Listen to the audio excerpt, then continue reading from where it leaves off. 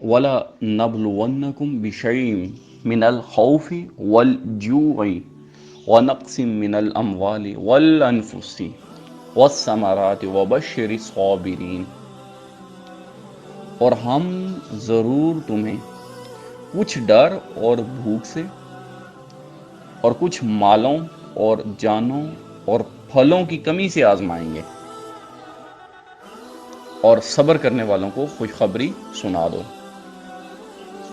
یہ سورہ بقرہ کی ورس نمبر 155 ہے کہ اللہ رب العزت ارشاد فرما رہا ہے کہ ہم ضرور تمہیں کچھ ڈر اور بھوک سے اور کچھ مالوں اور جانوں اور پھلوں کی کمی سے آزمائیں گے، اور صبر کرنے والوں کو خوشخبری سنا دو۔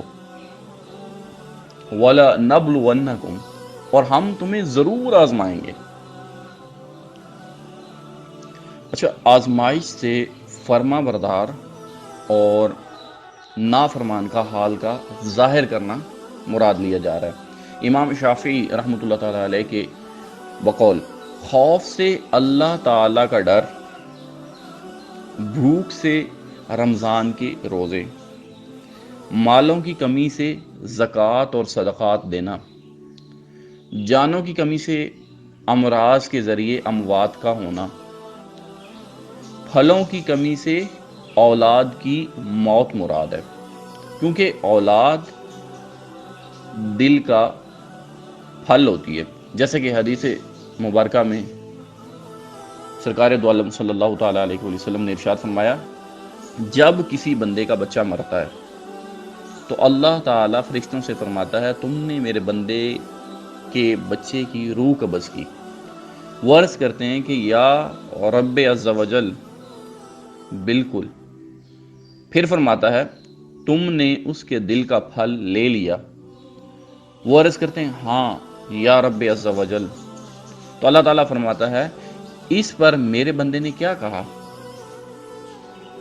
فرشتے عرض کرتے ہیں، اس نے تیری حمد کی اور انا للہ و انا الیہ راجعون پڑھا۔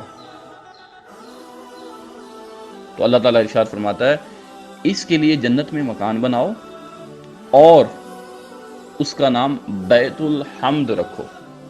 یہ ترمذی شریف کی حدیث مبارکہ 1023 ہے۔ یعنی کہ جب بھی ہمارے ہاں کوئی بھی موت ہوتی ہے، ہمارے خاندان میں بھی، تو جو واویلا کرنا ہوتا ہے، بین کرنا ہوتا ہے، یا پھر کچھ ایسی رسومات ہمارے ہاں چل پڑی ہیں، ان کو کرنے سے منع فرمایا گیا ہے۔ خیر اس کا بیان بھی آگے آ جائے گا۔ تو اس وقت اللہ رب العزت کیا پوچھتا ہے کہ پھر اس نے کیا کہا؟ تو فرشتے، اگر تو اس بندے نے، چاہے وہ ہمارا باپ ہو، بیٹا ہو، بیٹی ہو، کوئی بھی رشتہ دار ہو، تو یہ سم ٹائم ایسا ہو جاتا ہے کہ لوگ کیا کہتے ہیں کہ اللہ کو اسی کی ضرورت تھی، ثم نعوذ باللہ، اللہ کو کسی کی ضرورت نہیں ہوتی ہے، یہ بات کلیئر ہے۔ پھر کہتے ہیں کہ چنگے بندے اللہ لے لندہ وا، ثم نعوذ باللہ ہم یہ کہہ رہے ہوتے ہیں جانے انجانے میں کہ ہمارے پاس اب جو بندے ہیں وہ اچھے نہیں ہیں، جو اچھا بندہ تھا وہ اللہ نے لے لیا، تو ثم نعوذ باللہ ناانصافی ہو رہی ہے۔ تو ایسا نہیں ہے، بالکل ایسا نہیں کہنے چاہیے، ایسے جملے نہیں ادا کرنے چاہیے۔ تو کیا فرشتے کیا عرض کرتے ہیں کہ اس نے تیری حمد کی اور انا للہ و انا الیہ راجعون، ہم بھی اللہ کے ہیں، بے شک ہم بھی اللہ کے ہی ہیں اور ہم بھی اللہ ہی کی طرف جانے والے ہیں۔ یعنی کہ اس بات پہ بھی صبر کرنا، تو پھر ان کے لیے جنت میں مکان بنتا ہے اور اس مکان کا نام بیت الحمد ہوتا ہے۔ یاد رکھنے کی بات یہ کہ زندگی میں ہمیں قدم قدم پر آزمائشیں ملتی ہیں۔ اللہ رب العزت اپنے بندوں کو کبھی کوئی مرض دے دیتا ہے، کبھی جان و مال کی کمی دیتا ہے، کبھی دشمن کے ڈر خوف دے دیتا ہے، کبھی کسی نقصان سے، کبھی آفات و بلیات۔ یہ بلیات نہیں ہیں، بلیات، آفات و بلیات۔ تو بچے پڑھ رہے ہوتے ہیں آفات و بلیات، تو بلی نہیں، یہ آفات و بلیات سے۔ اور کبھی نئے نئے فتنے، جیسے کہ آج کل بھی کئی فتنے ہیں ہمارے ارد گرد، ان سے بھی اللہ رب العزت آزما رہا ہوتا ہے۔ اور راہ دین اور تبلیغ دین، دین کے راستے پہ چلنا یا تبلیغ دین کی کرنا.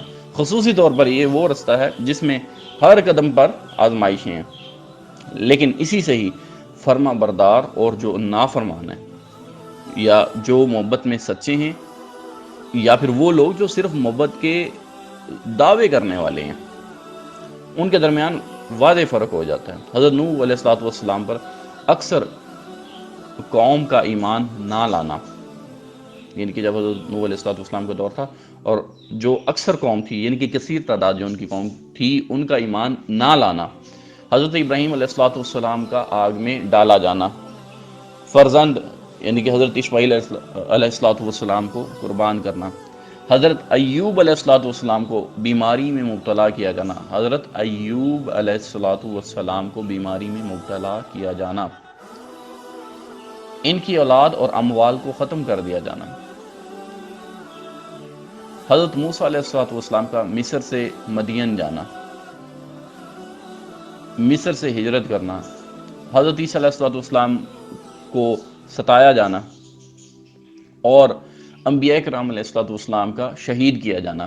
یہ جو انبیاء کرام علیہ السلام کا شہید کیا جانا، اس کا ذکر ہم پہلے پڑھ چکے ہیں سورہ بقرہ کے اندر، کہ یہودی کیا کرتے تھے، عثمان نعوذ باللہ وہ انبیاء کو ہی شہید کر دیتے تھے. اب ایسے لوگ بھی تھے.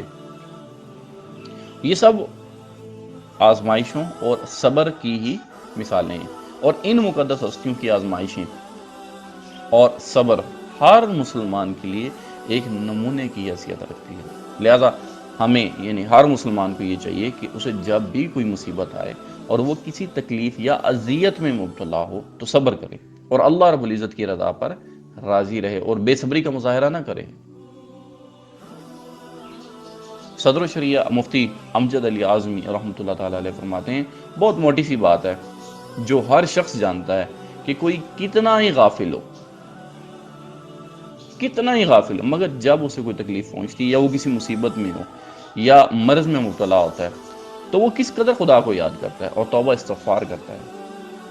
اور یہ تو بڑے رتبہ والوں کی شان ہے کہ وہ تکلیف کا بھی اسی طرح استقبال کرتے ہیں جیسے راحت کا استقبال کرتے ہیں.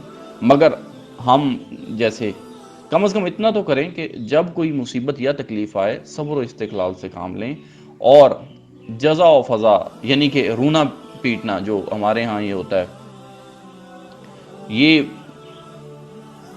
جو اس جزا فضا کر کے جو ثواب ہے ہمارے پاس آ رہا ہے اس کو ہاتھ سے نہ جانے دیں. اور اتنا تو ہر شخص جانتا ہے کہ بے صبری سے آئی ہوئی مصیبت جو ہے وہ چلی نہیں جاتی ہے. ایسا نہیں ہے کہ ہم بے صبرے ہو جائیں اور پھر ہم یہ سمجھیں کہ یا یہ گمان کرنا شروع کر دیں کہ اب اس سے مصیبت چلی جائے. ایسا نہیں ہونے والا. تو پھر اس بڑے ثواب جو کہ احادیث مبارکہ میں بیان کیا گیا اس سے محرومی ایک اور مصیبت ہے، یعنی کہ دوہری مصیبت ہو جاتی ہے. جیسے کہ ترمذی شریف کی جو حدیث مبارکہ میں نے آپ کے سامنے ابھی بیان کی ہے، تو اگر تو ہم اس وقت صبر کرتے ہیں اور اللہ رب العزت کی حمد و ثنا کرتے ہیں تو ہمیں ثواب ملتا ہے، اور اگر ہم مصیبت پہ واویلا اور جزا فضا کرنا شروع کر دیتے ہیں، یہ رونا دھونا بین کرنے یہ کرنے شروع کر دیتے ہیں، تو پھر کیا ہوتا ہے؟ ایک تو یہ ہے کہ ہم مصیبت میں واویلا کیے، دوسرا یہ کہ جو نعمت ملنی تھی، جو بیت الحمد کا جو ہمیں ایک خوشخبری سنائی گئی ہے، اس سے بھی ہاتھ دھو بیٹھے. اور کثیر احادیث میں مسلمان پر جو مصیبت آتی ہے اس کا جو ثواب بیان کیا گیا ہے، اس میں سے کچھ احادیث مبارکہ جو ہیں وہ ہم سننے کی کوشش کرتے ہیں. جیسا کہ حضرت ابو ہریرہ رضی اللہ تعالیٰ عنہ سے روایت ہے، رسول کریم صلی اللہ تعالیٰ علیہ وسلم نے ارشاد فرمایا، اللہ تعالیٰ جس کے ساتھ بھلائی کا ارادہ فرماتا ہے تو اسے تکالیف میں مبتلا کر دیتا ہے. اللہ رب العزت جس کے ساتھ بھلائی کا ارادہ کرتا ہے اسے تکالیف میں مبتلا کر دیتا ہے. بخاری شریف کی حدیث مبارکہ ہے. حضرت ابو سعید خدری اور حضرت ابو ہریرہ رضی اللہ تعالیٰ عنہما سے مروی ہے، حضور اقدس صلی اللہ تعالیٰ علیہ وسلم نے ارشاد فرمایا، مسلمان کو جو تکلیف، رنج، ملال اور اذیت غم پہنچے، یہاں تک کہ اس کے پیر میں کوئی کانٹا ہی چبھے، تو اللہ رب العزت ان کے سبب ان کے گناہ مٹا دیتا ہے. مسلمان کو اگر کوئی تکلیف پہنچتی ہے، چاہے اسے کوئی کانٹا ہی چبھے پیر میں، تو وہ جو تکلیف پریشانی آتی ہے اور اس کی وجہ سے بھی گناہ بخشے جاتے ہیں۔ حضرت ابو ہریرہ رضی اللہ تعالیٰ عنہ سے روایت ہے، رسول کریم صلی اللہ تعالیٰ علیہ وآلہ وسلم نے ارشاد فرمایا، مسلمان مرد اور عورت کے جان اور مال اور اولاد میں ہمیشہ مصیبت رہتی ہے، یہاں تک کہ وہ اللہ رب العزت سے اس حال میں ملتا ہے کہ اس پر کوئی گناہ نہیں ہوتا۔ یہ ترمذی شریف کی حدیث میں بات ہے۔ حضرت جابر رضی اللہ تعالیٰ عنہ سے روایت ہے، حضور پرنور صلی اللہ تعالیٰ علیہ وآلہ وسلم نے ارشاد فرمایا، قیامت کے دن جب مصیبت زدہ لوگوں کو ثواب دیا جائے گا، جب مصیبت زدہ لوگوں کو ثواب دیا جائے گا تو آرام اور سکون والے تمنا کریں گے کہ کاش کہ دنیا میں ان کی کھالیں، جو سکن ہوتی ہے کھال، کینچیوں سے کاٹ دی گئی ہوتی، یعنی کہ اتنی تکلیف وہ دنیا میں لے لیتے اور اب اتنا ہی زیادہ ان کو ثواب مل رہا ہوتا ہے۔ یہ ترمذی شریف کی حدیث مبارکہ ہے۔ تو جب ہم قرآن پڑھتے ہیں اس کے ساتھ ساتھ جو احادیث مبارکہ ہوتی ہیں، تو نبی کریم صلی اللہ تعالیٰ علیہ وسلم کی جو حیات طیبہ ہے وہ بھی قرآن سے ہٹ کے نہیں ہے۔ یہ بھی یہ بات بالکل کلیئرلی اپنے ذہنوں میں نقش کر لینی چاہیے کہ جیسے قرآن کریم میں ارشاد ہوتا ہے بالکل من و عن نبی کریم صلی اللہ تعالیٰ علیہ وسلم کی حیات طیبہ ہے۔